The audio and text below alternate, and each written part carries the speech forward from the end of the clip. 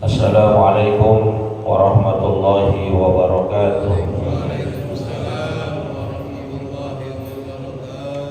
Bismillahirrahmanirrahim. Alhamdulillahi rabbil alamin. Allahumma salli wa sallim ala sayyidina Muhammadin wa ala alihi wa sahbihi ajma'in, amma ba'du. Fa inna asdaqal hadithi kitabullah wa khairal hadi hadi sayyidina Muhammadin sallallahu alaihi wasallam, wa syarrul umuri muhdatsatuha wa kullu muhdatsatin bid'ah wa kullu bid'atin dhalalah wa kullu dhalalatin finnar. Subhanaka la ilma lana illa ma 'allamtana innaka antal alimul hakim. Rabbi shrah li sadri wa yassir li amri wahlul 'uqdatam min lisani yafqahu qawli. Amin.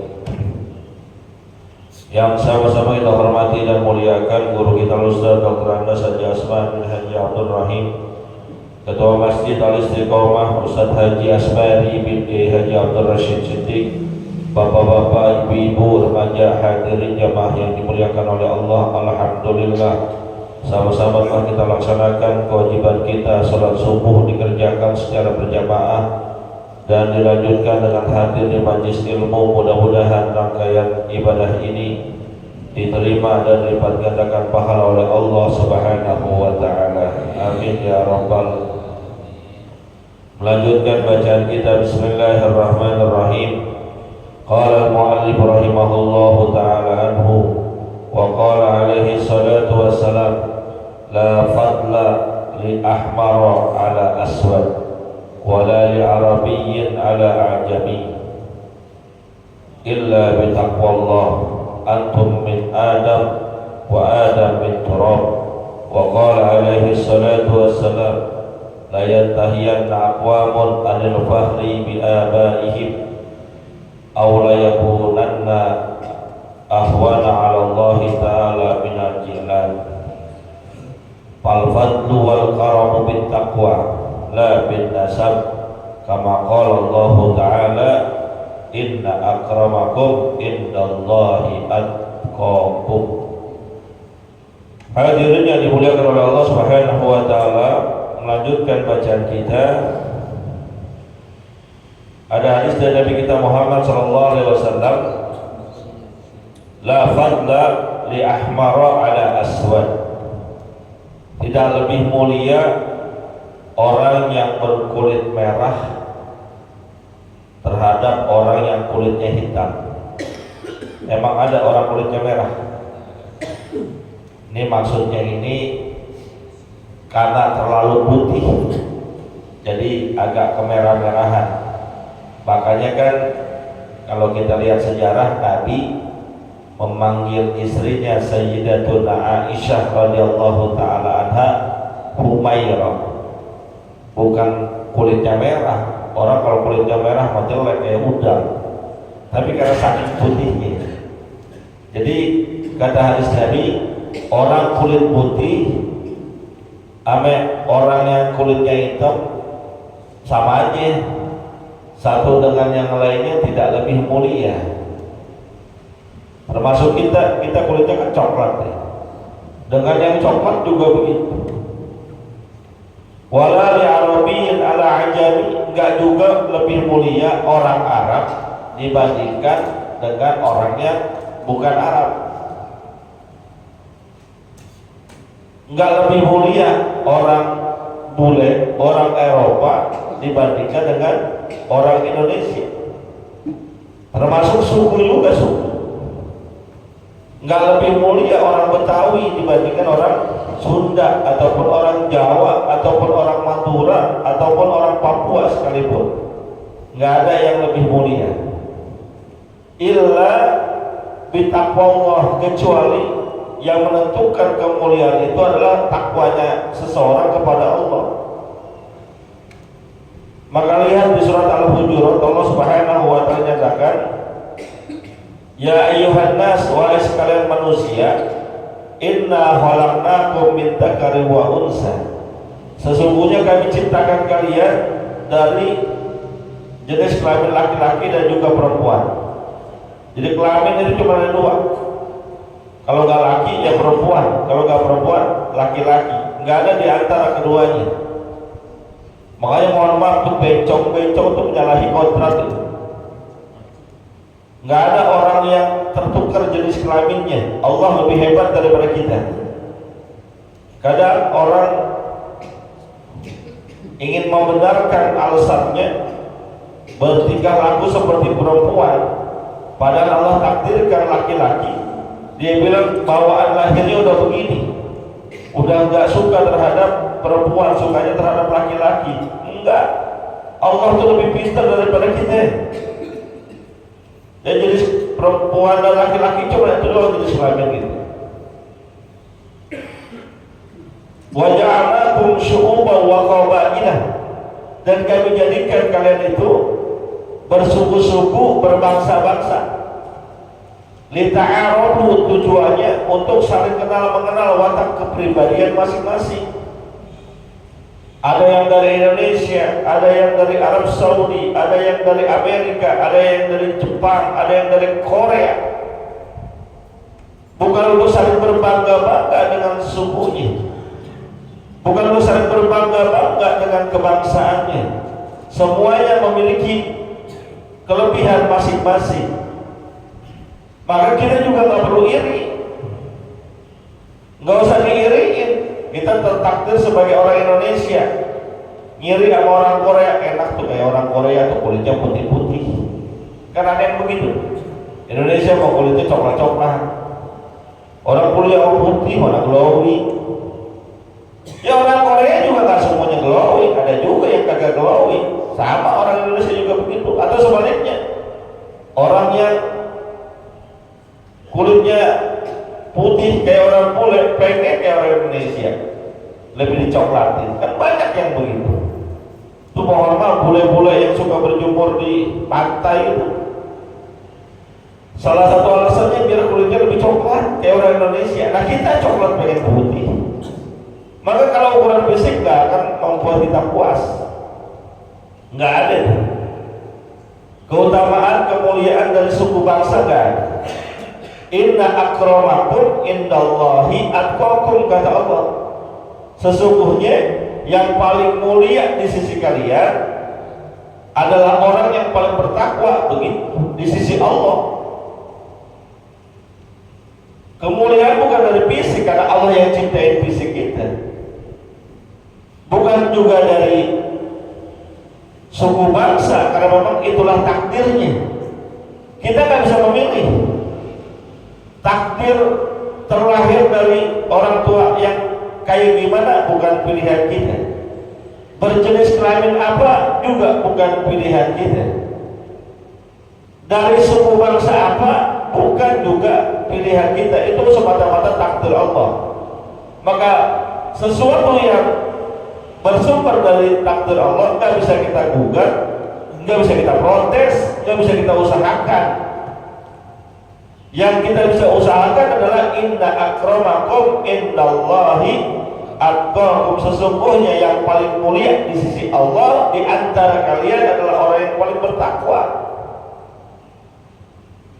Makanya hadis Nabi kita Muhammad SAW yang diriwayatkan oleh Imam Muslim mengatakan, innallaha la yanzuru ila suwarikum wala ila amwalikum. Allah Subhanahu wa ta'ala tidak memandang kalian, tidak menilai kalian dari fisiknya. Mau panjang kek, mau pendek kek, mau tinggi kek, mau pendek kek, gak peduli Allah. Mau putih, mau kuning, mau coklat, mau biru sekalipun gak peduli. Termasuk keturunan darah, mau keturunan darah ningrat kek, keturunan darah biru kek, Allah gak lihat itu. Allah yang gak lihat. Atau Allah juga gak lihat dari banyaknya harta yang kalian punya. Enggak, mau dikit, mau banyak, mau sedang, mau konglomerat, ataupun engkau melarat, enggak peduli Allah. Enggak jadi ukuran. Makanya kan Islam tuh gambarin dalam sholat berjamaah. Lihat dalam sholat berjamaah, mau orang kaya, mau orang miskin, kalau datang belakangan ya di belakang. Sholat semua sama, di barisan yang sama, kecuali protokoler presiden atau protokoler gubernuran. walaupun dia datang belakangan di depan. Tapi selebihnya secara umum nggak ada bedanya. Masuk masih sini, tanya lo orang mana? Betawi gue, Betawi depan. Lo Jawa, Jawa pinggir sebelah kiri. Ada begitu? Nggak ada. Islam nggak ngajarin begitu. Apa kek suku bangsanya masuk masjid sama, rukunya sama, sujudnya sama, duduknya juga sama, nggak ada perbedaan. Walakin kata Nabi kita Muhammad SAW, Allah melihat kepada qulubikum wa amalikum. Yang Allah lihat adalah kualitas hatinya. Yang Allah lihat adalah kualitas amal perbuatannya. Sekalipun dia orang Arab, kalau tak beriman kepada Allah rendah. Sekalipun dia dari bangsa Afrika, kalau dia beriman kepada Allah, Allah angkat derajatnya. Lihat Bilal ibn Rabah radhiyallahu taala anhu, sahabat Nabi kita Muhammad SAW. Beliau itu bukan orang Arab. Beliau adalah keturunan Habasyah, Ethiopia. Mohon maaf ya, cek aja di internet Google, lihat perwujudan orang Ethiopia kayak gimana. Mohon maaf, bukan untuk merendahkan. Kulitnya gelap, tapi karena dia beriman kepada Allah, setia kepada Rasulullah, Allah angkat derajatnya. Baginda Rasul angkat derajatnya menjadi muadzinnya Rasulullah, tukang azannya Rasulullah. Walaupun banyak yang protes, ya Rasul, kenapa yang jadi muazzin itu Bilal? Apa kata Nabi? Li'annahu anda sautan. Bilal itu suaranya lebih lembut.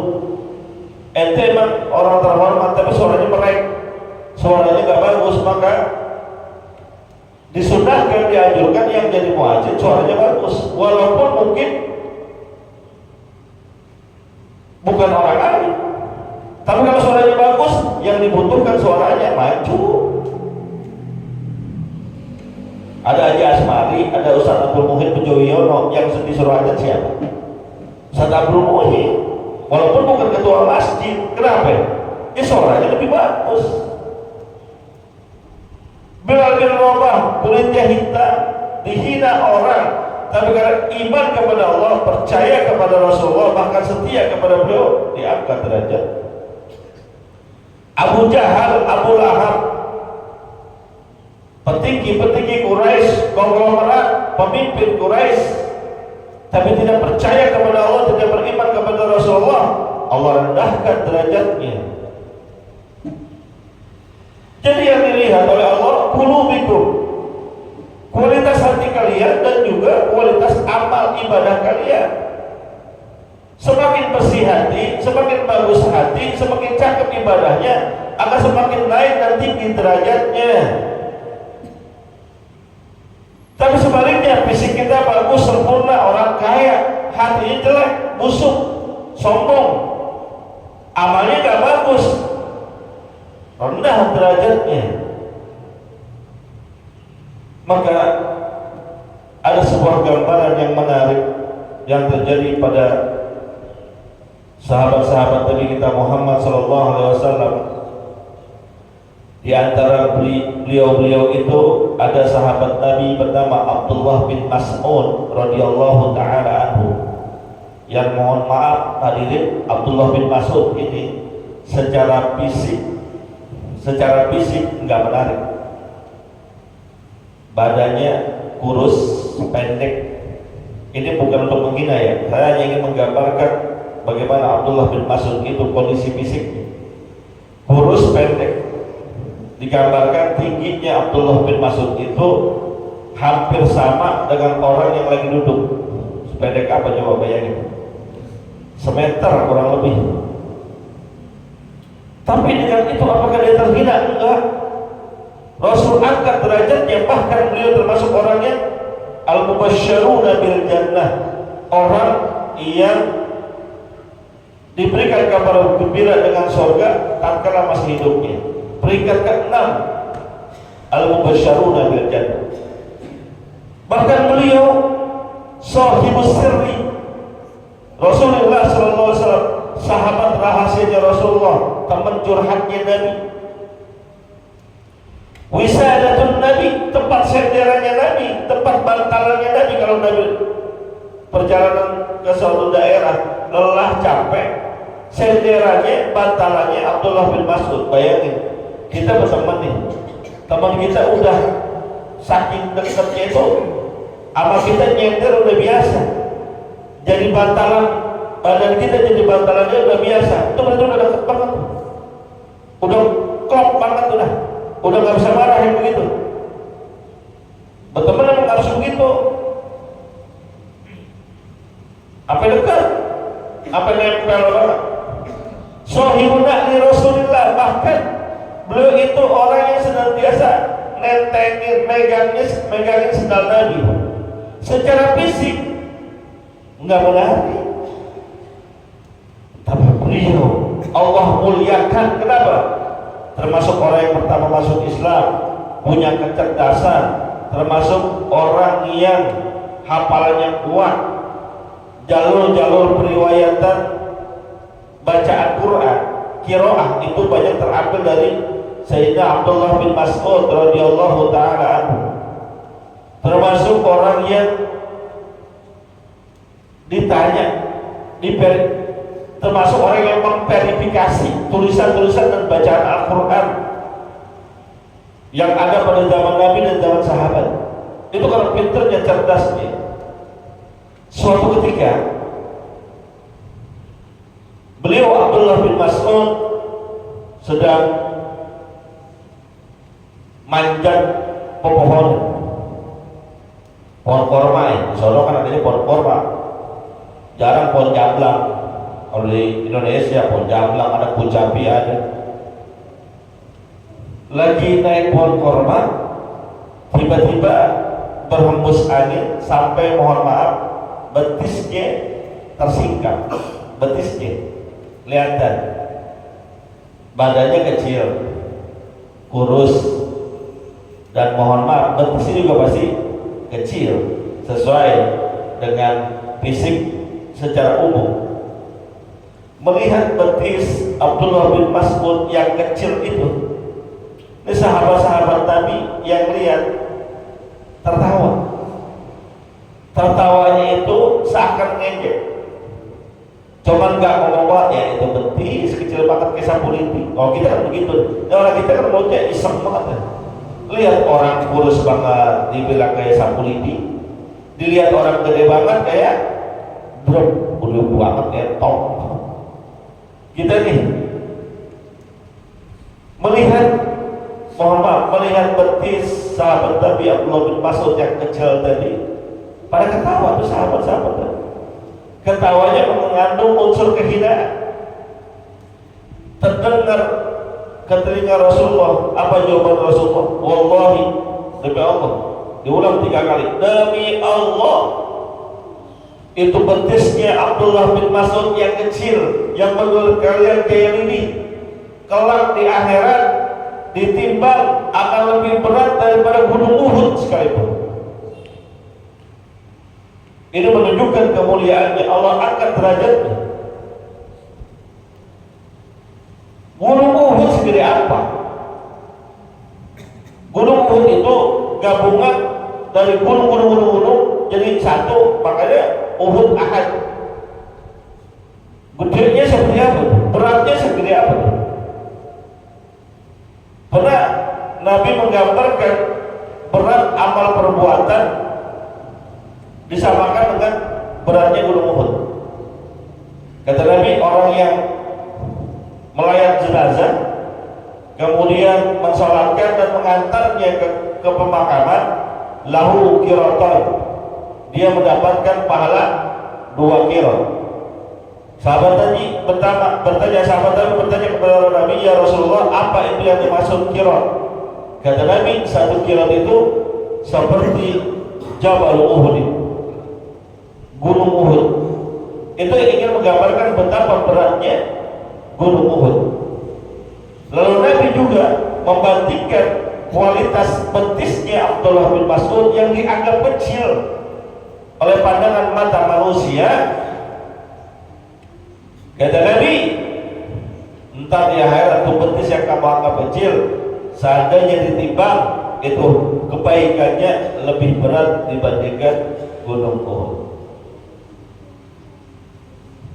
Namun memang pandangan manusia itu kadang-kadang ukurannya dunia.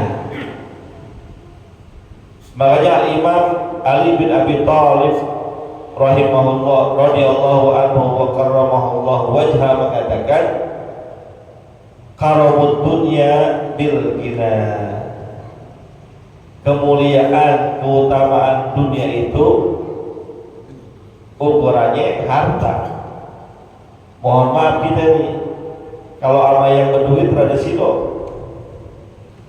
ama yang berduitnya rada banyakan dikit, rada ngeri, rada hormat. Gak percaya kita buktiin aja, duduk bareng-bareng nih, bareng ngobrol ngeriuk sama orang kaya misalnya, ngobrol ngalor ngidul, ketawa-ketawa, tiba-tiba mohon maaf tuh orang kaya kentut, kita dengar, kita tahu yang kentut tuh dia, komentar gak gitu? Kagak, diem aja. Seandainya dia ngaku tuh, maaf ya saya kentut, gak apa-apa pak, orang kentut pak tandanya sehat.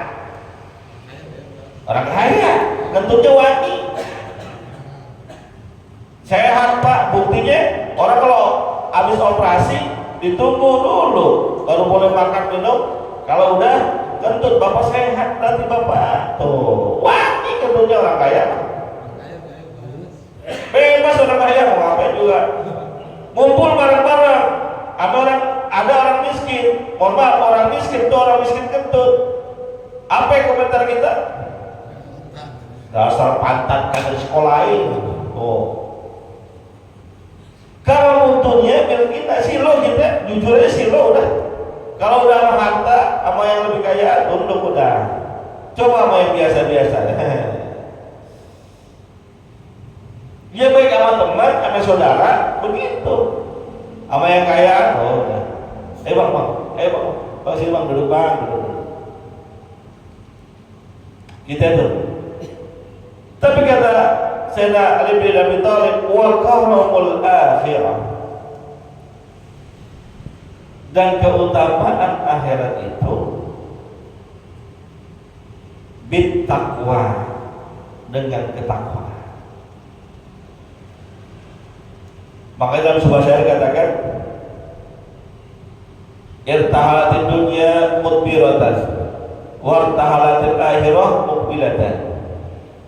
Perjalanan dunia udah kita lewati, di depan ada perjalanan akhirat. Likulli wahidin minhuma banuna. Dunia dan akhirat itu masing-masing punya pengikut, punya anak. Ada pengikut dunia, ada anak dunia, ada pengikut akhirat, anak akhirat. Saya itu mengatakan, maka jadilah kalian waqul min abda'il akhirah, hendaklah kalian menjadi pengikut pencinta akhirat. Wala takun min abda'id dunya, janganlah kalian menjadi pengikut pencinta dunia. Karena tujuan kita ke depan, orang Islam itu dalam ayat Quran yang sering kita dengar dari para khatib-khatib Jumat, ya ayyuhalladzina amanu taqullah wa tanzur nafsum ma qaddamat lighad. Visinya ke depan. Dan visi paling depan kita adalah akhirat. Akhirat ukurannya apa? Pangkat? Bukan. Akhirat ukurannya apa? Jabatan? Bukan. Akhirat ukurannya apa? Kekayaan? Bukan. Akhirat ukurannya pahala, dosa, ketakwaan. Maka ukur itu, kejar itu, selamat kita. Kalau dunia, iya, mau hebat, mau terhormat, mau dicintai banyak orang, jadi orang kaya, jadi pejabat, banyak bakal keliling kita. Jadi pejabat, banyak yang dekat sama kita. Jadi orang kaya, banyak yang pengen dekat sama kita. Itu dunia. Tapi kalau pengen banyak yang deketin di akhirat, bahagia di akhirat, ukurannya ketakwaan. Mudah-mudahan Allah Subhanahu wa taala jadikan kita orang yang fokus dengan akhirat sehingga senantiasa memperbaiki kualitas hati dan amal kita. Al-Fatihah.